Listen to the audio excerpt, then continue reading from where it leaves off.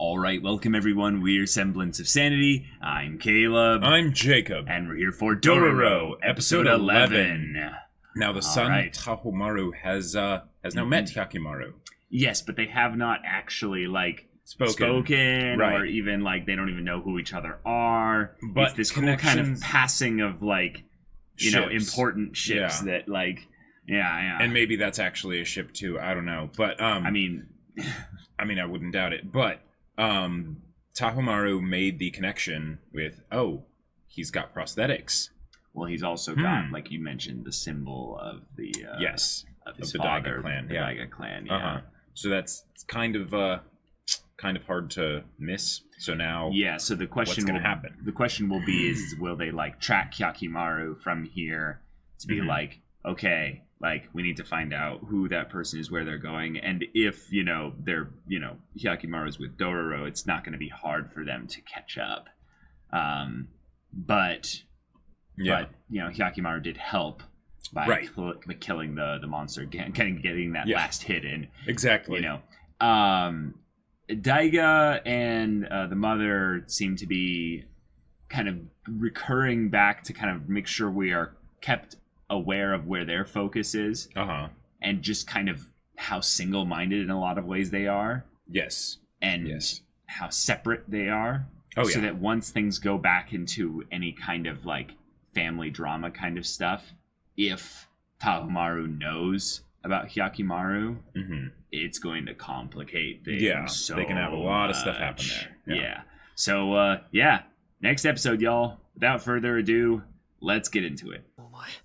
何者だその腕はおいおい例の話も言えねえから大体兄貴がいなけりゃそこの侍なんか今頃化け物の腹ん中だぜ Yes いずこのものかは知らぬが助立ち心より感謝する Yes いいって方や悪いな兄貴は目が見えない代わりに心の目で見るんだよ目が目もなく腕もなくあれだけの立ち回りをそこが兄貴のすげえ He's a bit of a badass. Yeah. あっちこっちを旅しながらバッサバッサちんけなやつ相手にしねえ Not some tiny little ghouls either きりのつわもの化け物きちんと持って寸法さ Dororo's talking about 助けちん So pay up! Ah! I was wondering if Dororo was gonna try that.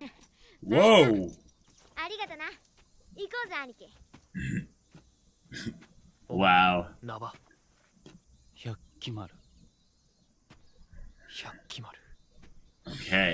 Okay Alright I love how they don't even realize that they were talking to the prince of this area. Right, yeah いいもん来てたしこの国の偉い Okay, so they do know he's probably important, yeah Does he kind of recognize his Maybe. his father, maybe? I don't know, he was taken away as a baby. How would he recognize his father, 責められるべきはあの化け物の力を侮った私だ道場でならば遅れを取るとはみじんも思わぬだが本物の戦場に出れば千なき見立てでございます Yep 一介の名者とこの国を継がれる若とでは Okay, そ well もそもお立場が違うのです That's one way to look at That it. is one way to look at it どれもいい形でしょうよかったら見てって Gotcha, so it's still prosperous for now Right.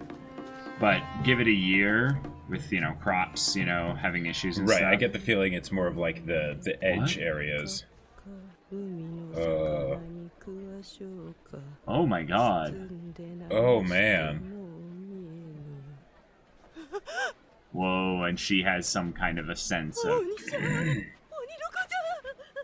あっち芝居だってよ芝居 okay, it's all the same to me. Dororo goes to lead Hyakkimaru by the hand and just pulls off the prosthetic, and suddenly it's just a sword. This is a Daiga kind of, yeah.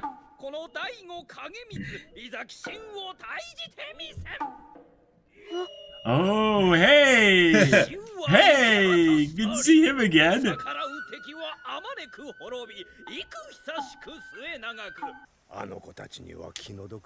Yeah. Yeah, Hyakkimaru's been a little distant. この町の噂を聞いてきた口かい？まあね、このご時世にここだけ別天地じゃないか。どんなご加護があってのことかと思ってね。あんた、人を殺めたね。Yeah. Yeah. Yeah, that was what the lady in the town saw as well. Well, but she specifically said the demon child. Well, so. yes, I think she has some kind of extra kind of, you know, vision to, maybe the past or what have you. もうちょっと遊んだら次の町行って物話でも探すか。バンモンのたたりじゃねえのかな。それのせいでここいらに雨が降らねえってのはね。Oh, whoa. バンモンってのは一体何なんだい？ So, is Hyakkimaru going to end up making it worse or help? Like, oh. はい。おそらくは片足までも作り物かと。化け物を倒しながら諸国を倒しているとか。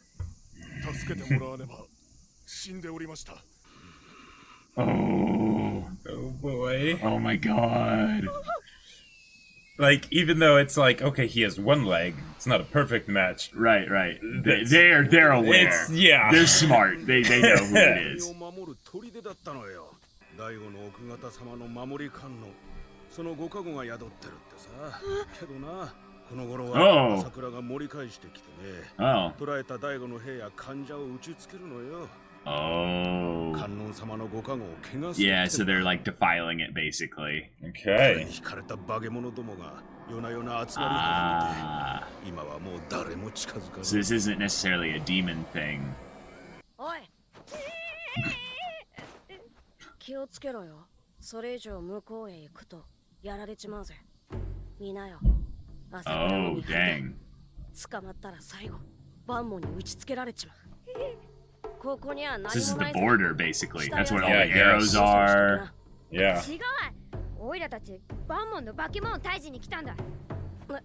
So maybe that's the twist. There is no monster. It's just the monstrosity of war in this area. Well, but Hyakkimaru can detect something, so... Yeah, he did detect something, though. Yeah. Oh, crap. Oh,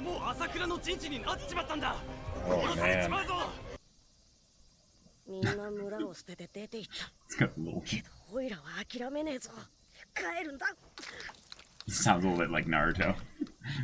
His voice. Yeah, it's no big deal. That's our forte. Yes. I love how Dororo is basically Hyakkimaru's like manager. Yeah, exactly. Your praying seems to have worked.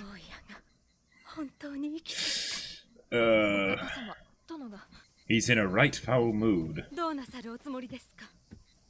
我が大悟の繁栄を阻む者は何人たりとも許しはせぬ。許されることなのでしょうか。何? Yeah. 子供の命を犠牲にしていずれ報いが来ます。いえ、もしかしたらすでに。Wait. 多くはあの頃のまま大悟の国を地獄へ放っておけと申すのか。It's an interesting way of looking at it. Yeah. 人々の幸せなのですか。 Well, yeah, I mean, we know the answer to that. 天下のこと。 Wow. 女にはわからん。 But the thing is, he didn't. Yeah, he didn't. Yeah, he didn't say you were wrong. Right, exactly. He was just like, "You're a woman." But did you see what Tahomaru heard? The whole thing. Yeah, that's a big deal. Okay, I like it. Yeah, I was gonna say it looked like a dog of some kind, but it's a fox. What does the fox say? Pretty sure spectral foxes are not on the bludgeoning, piercing damage. You know. Well. Oh. I guess they are. I guess they are. And he's actually using a sword the regular way. Right. Oh, what? Gates of Babylon. You're boned now. This is very Berserk-like, though. Are they gonna combine? Yep, they're gonna combine, yep. Oh, now he's going. Yep. Oh, wow, that actually does something. Wow. What the heck? It's proficient in, Dororo's like some serious. It's like this little machine gun turret. Just choo choo choo choo. Oh, don't do it, kid. No, don't do it. No, buddy, don't do it. Crap, he was just using them as a distraction. Now he's gonna get... Okay. Oh. Make a big one now. Oh, wow, and it even has the 9 tails. I think it might be more than 9, but yeah. No, but literally that's a demon fox, yeah. Yeah. And this kid sounded like Naruto. The other kid, you know? I'm just saying. I get it. さて父上と母上の隠されているもの私の知らない何かの答えをあの男が持っているのだとしたらおいそこの女若そのものは鬼の子じゃ鬼の子がまた大悟を滅ぼしに戻ってきた Oh my god. What the hell was that?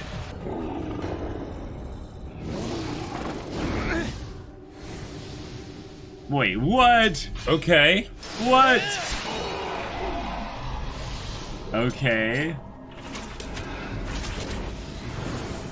Are these the Asakura people? Oh no, I think it might be Tahomaru's friends. Oh, crap. No way. A small force. Oh, dang. Oh, she was the one that ran away. No way. She was the one that ran away. That's right. There were 3 midwives, and the one that... Oh.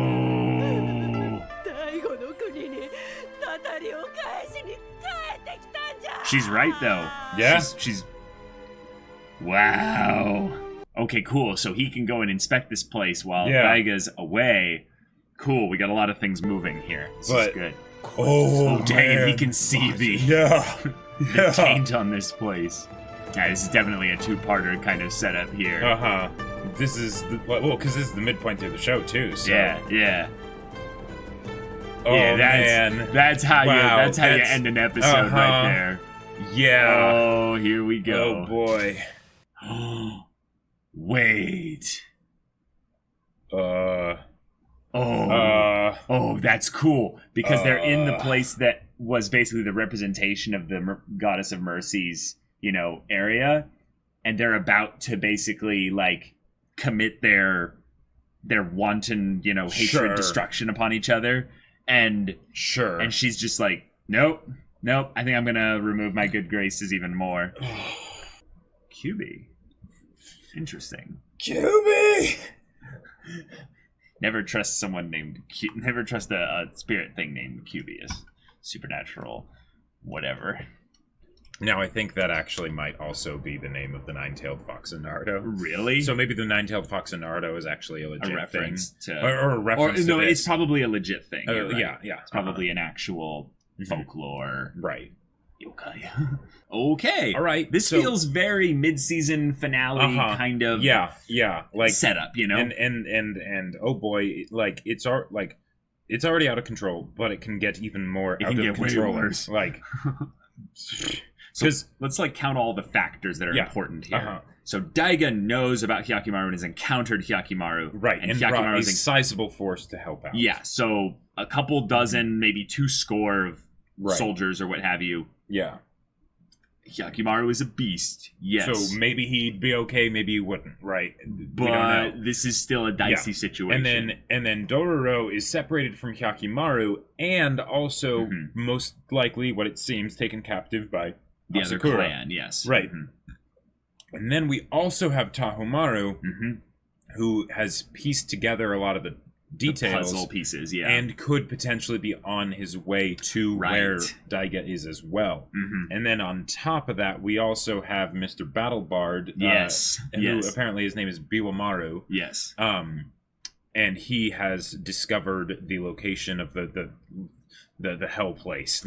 Yeah, so the Hall of Hell, basically the shrine where he's been not binding the demons there, but he's been making deals and communing with the demons there. Mm-hmm. So that's a whole thing. Then we also, in addition to all that, we have the mother who brought up a very interesting point here, because I've always wondered what the exact reason was for her to pray to Goddess of Mercy in this case here. Mm-hmm. Here's something I think we found out that's very interesting, is that, one, we assumed, probably correctly, because it just makes sense, that she was praying for Hyakkimaru's protection. Yep, absolutely. That good things would come upon the child. Right. Why, though?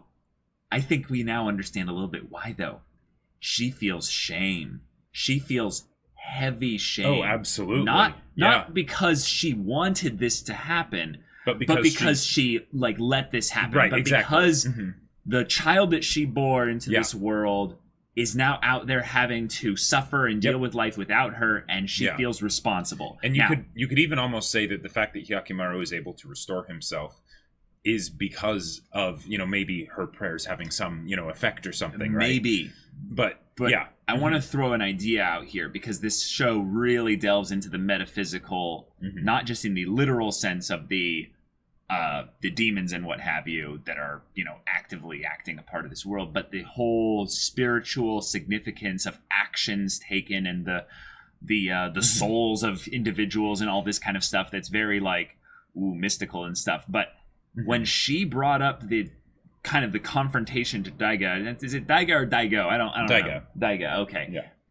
That when he had his whole thing that he was doing here, ruling, bringing about prosperity and all that, she kind of calls him out on basically being like, yeah, you're doing this for you. This is a selfish reason. This is not for the people. Right. Yeah.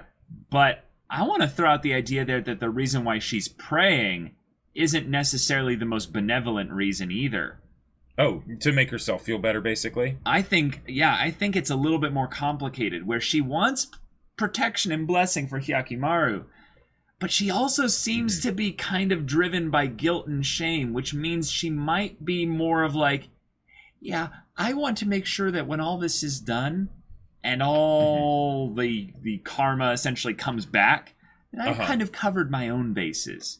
Now that might be a little bit a little bit, kind of negative focus on my part. Well, and we haven't gotten enough characterization for her in order to be able to say one way or the other. But it could be that if they wanted to make it be that, or they could have it be the simpler. I feel like it's going to be a combination of both, at the very least, because she does care about Hyakkimaru. Right. But the way in which she's Well, kind right. Of, it's kind of Yeah. Well, the thing is that what she's doing of the whole thing of this is what we deserve. We're getting paid back for the the curse is coming back to hit us because of what we did. Right. It's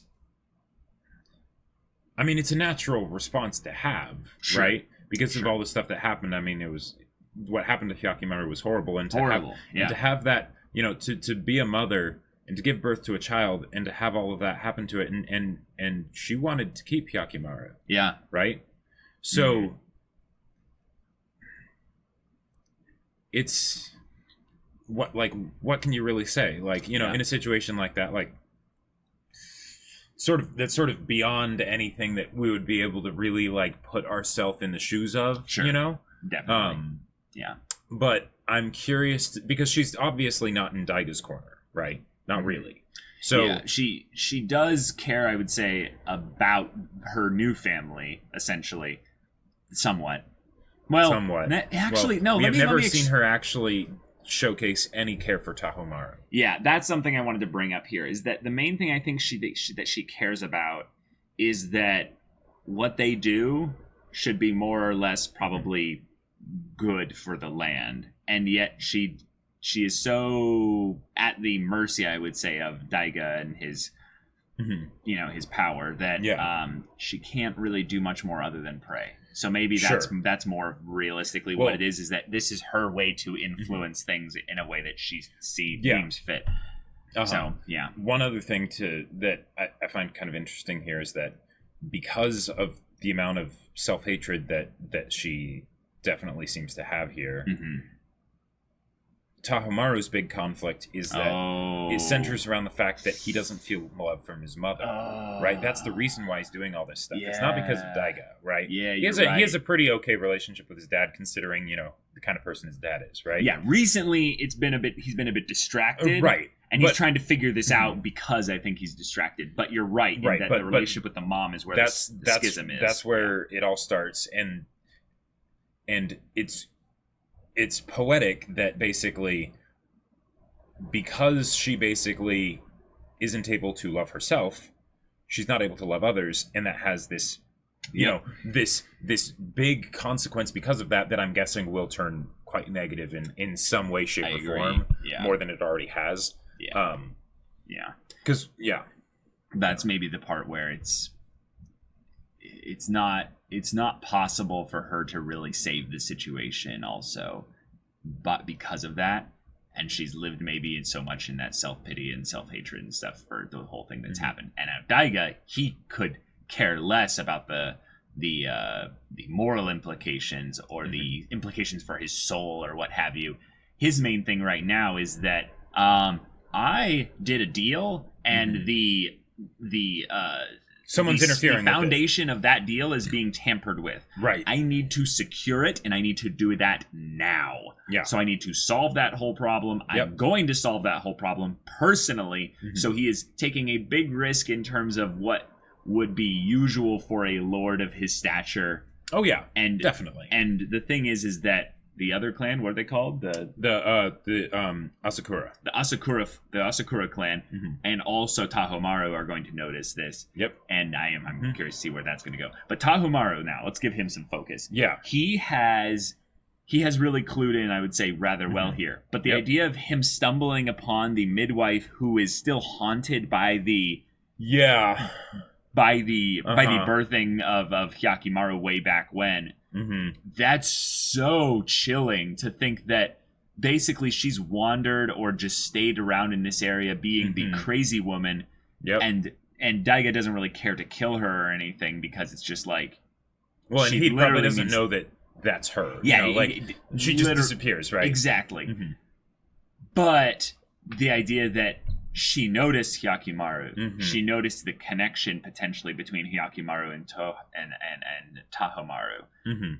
And now Tahomaru is piecing things together a little bit. Yep. And that's chilling, because that's some good setup way back in episode 1 to have this character who was just like, I'm the sensible one. I see a babe born with all this stuff there. I'm out. Peace, y'all. I don't care who's in charge of what. I'm gone. This is some bad juju. I'm out, you know.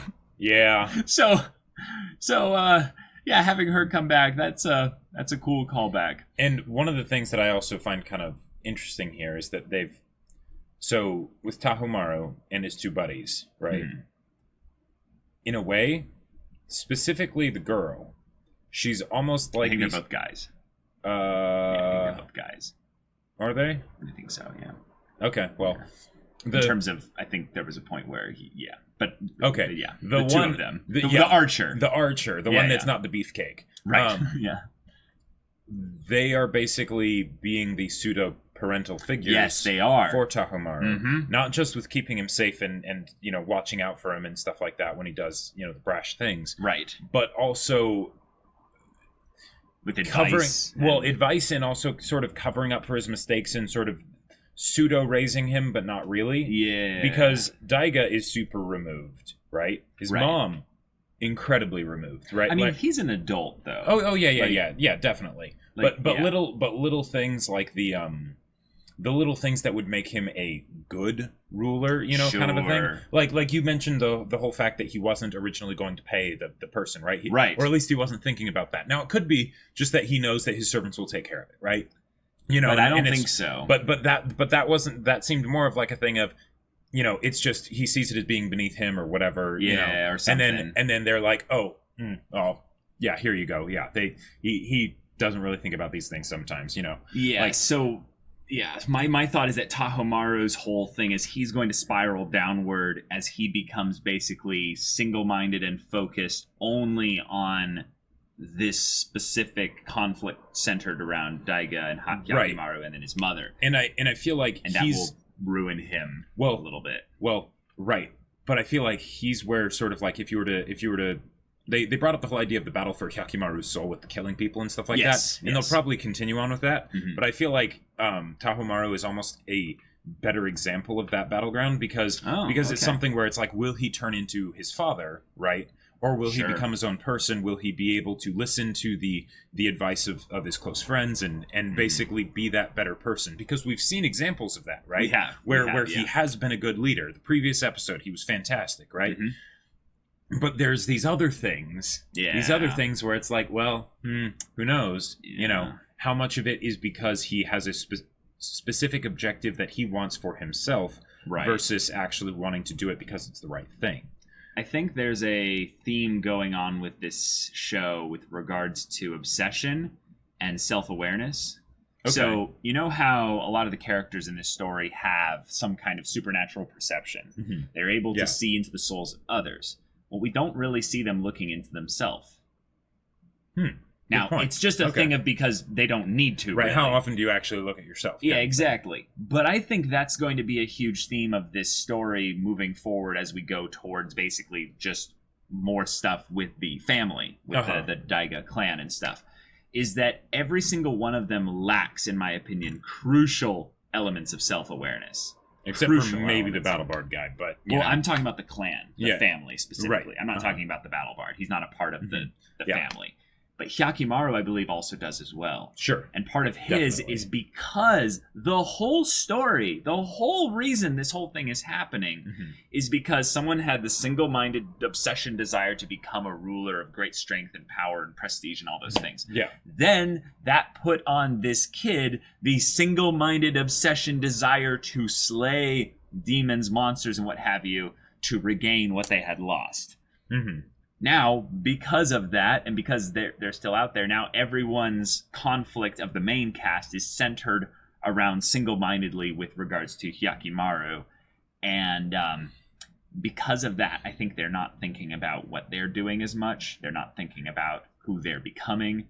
Okay. In that way, it all mirrors what Hyakkimaru is going through, in that his characterization is one that's rather simple, but we kind of give him a pass as to why he's doing things because he has this horrible tragedy that's befallen him. Yes. Mm-hmm. Once I'd say he gets a little bit more of his faculties, more of his body back, and more of, I would say he's had more time to just sit and think about things. It would be interesting to see him go, wait, why am I doing this? Like, once I've got my body back and everything like that, maybe, but like, then what's next for me?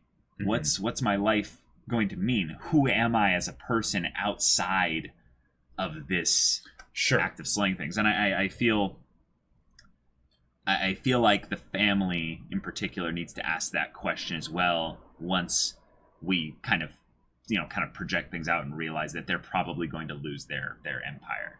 They're probably going to have everything balanced back out in the full kind of yin-yang kind of situation where, they gained all of this through the dark acts of, Daiga, and they're probably going to lose it all through the conflict with Hyakkimaru. So, sure.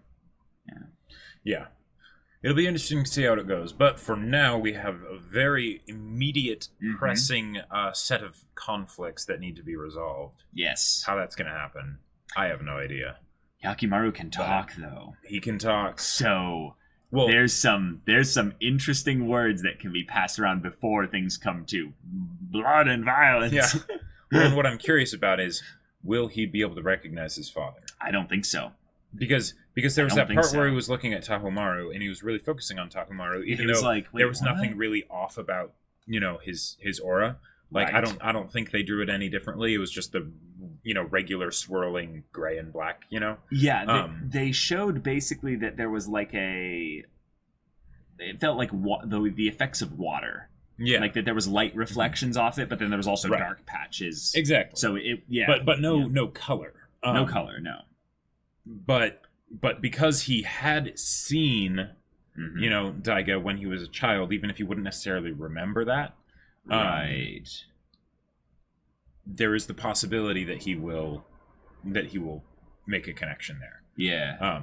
And then of course there's what he's heard about Daiga and whatnot. So he might already have pieced some things together, but I don't know. And Daigo will probably be very open with how he talks to Hyakkimaru, so that'll probably... Oh, do you think so? Because he's got his men there.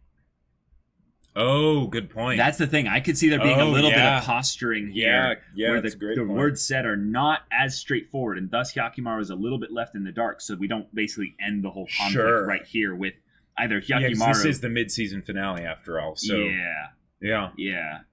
But this is the other problem, though. Regardless of how this encounter goes, if Hyakkimaru kills anyone, he's going to be hunted by one of the most powerful clans. Well, he's going to be hunted no matter what. Well, right, but then Daiga will have the whole province will be impassioned around it. Maybe if it's a thing of where Daiga's like, I don't like you, but then people will be like, wait, wasn't this the guy that helped with the monster or something like that? Yeah, I don't think... Prosthetic limbs, yeah, we've heard about this guy. Well, I don't think word travels that fast. And no, you're right. There's enough propaganda to really build up loyalty. It's more of just the idea that he has the big stick, so... Yeah, you know, good point. We do what he says. Good point. Okay, well then we've got Daiga versus Hyakkimaru. Yep. At the point of where this I love the symbolism of that, but this is the first time we've seen a non-demon statue crack. Yes. And every time those have happened, it's a literal thing. Like it's a literal thing of because a demon was killed. In this case, there was a fox demon. Now, I don't know. I think that is supposed to be another demon. Yeah, I think that's another demon, and then... But we didn't see Hyakkimaru regain anything. Well, he didn't completely destroy it. There were other bits of it that ran off. Right. He cut off a leg, and then it ran away. Yeah. But still, the Goddess of Mercy thing cracked. Right. I think that was because this whole thing was supposed to be like a desecration of the Goddess of Mercy. Right? And now Hyakkimaru and Daiga are both there. There's hatred. There's going to be bloodshed. And because... And I think it might be because it's that specific Goddess of Mercy statue kind of a thing. Okay. That basically is like connected somehow to Hyakkimaru or something like that. Because it was there when he was born and, it broke its head off or something like that when he was born. Yeah. There was something that happened to it when when I can't remember what the reason or explanation they kind of gave for it was, but yeah. Well, whatever the reason for it was, that was part of it why the midwife freaked out. Because it was a combination of not just seeing Hyakkimaru, but it was the fact that a freaking effigy of a good goddess was like broken. And she's just like, I put two and two together. This is a demonic nope thing. I'm out. You know? So sometimes listen to the crazy ladies on the street. They can know some things. Yeah. I like having those in like my potential like campaigns and stuff, and you know, not D&D, but I've done that in Star Wars and stuff where you have like the kooky old hermit or whatever, and it's like they say important things. Why? Well, it's easy to just dump exposition in there. It's just like you know, for and then the reasoning behind why they are in the state that they're in. That's where it can get really interesting. Like here, sure. But yeah, great episode. That ball she was holding, that was disturbing. Whatever that was, I love that there are so many things in this show that aren't actually directly explained. Yeah, because it helps build up with this idea of the mysticism of all of it, but then also the idea that the characters in this world, information doesn't spread quickly. Right? There's a ton of things that you won't know. But yeah, I'm so looking forward to what happens next. So y'all, if you want to see that next episode's reaction and discussion right now, go check out the link in the description below for our Patreon. You can get on early access there. You can watch full-length reactions there. And all this comes with Discord access, so you can chat with us about these stories, about anime in general. Or you can also talk with the community about the events and stuff they've got going on there. And Jacob's also got a book with discussion in there as well. Yes, my sci-fi novel Battle Lines is still available for order on Amazon. So the link is in the description. Go check it out. Yeah, so if any of that interests you, we'll see you there. But until then, we're Semblance of Sanity. I'm Caleb. I'm Jacob. And we'll see you all next time.